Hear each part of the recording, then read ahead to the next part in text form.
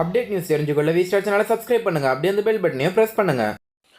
Hello viewers, 17வது நாடாளுமன்ற தேர்தல் April 11ஆம் தேதி தொடங்கி மே 19ஆம் தேதி வரை 7 கட்டங்களாக நடைபெறுகிறது. தமிழகத்தை பொறுத்தவரை 18 சட்டமன்ற தொகுதிகளுக்கும் தேர்தல் நடைபெறுகிறது. தமிழகத்தில் அதிமுக, திமுக என 2 கூட்டணிகள் களமிறங்கியுள்ளது. இதனிடையே அமமுக சார்பில் டிடிவி தினகரன் இத்தேர்தலில் தனி அணியாக களமிறங்குகிறார். தினகரன் ஏற்கனவே 24 மக்களவை மற்றும் 9 சட்டமன்ற தேர்தலுக்கான வேட்பாளர் பட்டியலை அறிவித்துள்ளார். இந்நிலையில் அமமுகவின் 2வது பட்டியல் தற்போது வெளியாகியுள்ளது. இதில் தகுதி நீக்கம் செய்யப்பட்ட தங்க தமிழ்ச்செல்வன், பழனியப்பன் மற்றும் பார்த்திபன் ஆகியோருக்கு எம்பி தேர்தலில் போட்டியிட வாய்ப்பு வழங்கப்பட்டுள்ளது. டிடிவி தினகரன் இன்று வெளியிட்டுள்ள மக்களவை மற்றும் 9 சட்டமன்ற தொகுதி வேட்பாளர் பட்டியல் தற்போது வெளியாகியுள்ளது.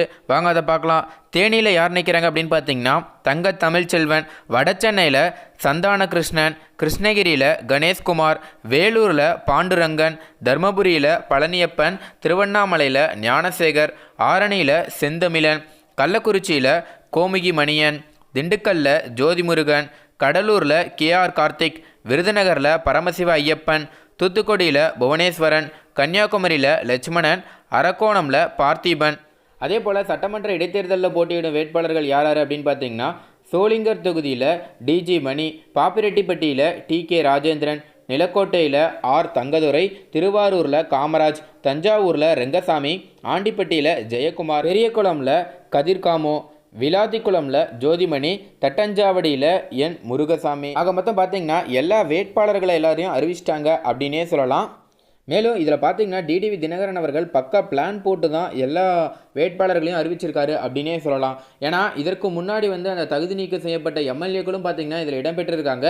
யாருக்கு எந்த தொகுதியில் மவுஸ் இருக்குது அப்படிங்கிறத தெரிஞ்சுக்கிட்டு கரெக்டாக அதற்கான காய் நகர்த்திருக்காரு அப்படின்னு சொல்லலாம். இதில் முக்கியமாக பார்த்தீங்கன்னா தேனியில் தங்க தமிழ்ச்செல்வன் அவர்களை நிற்க வைக்கிறாரு.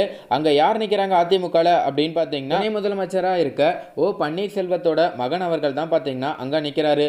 ஸோ அவருக்கு எதிராக தங்க தமிழ்ச்செல்வன் அவர்களை நிற்க வச்சுருக்காங்க. ஸோ கண்டிப்பாக பார்த்தீங்கன்னா இந்த தேர்தலை பொறுத்தவரை ஒரு பெரிய எதிர்பார்ப்புக்கு மத்தியில் தான் இந்த தேர்தல் நடக்குது அப்படின்னே சொல்லலாம். நிறைய மக்கள் யாருக்கு தான் வெற்றி வாய்ப்பு கிடைக்கும் அப்படிங்கிற மாதிரி ரொம்பவே எதிர்பார்த்துட்டு இருக்காங்க.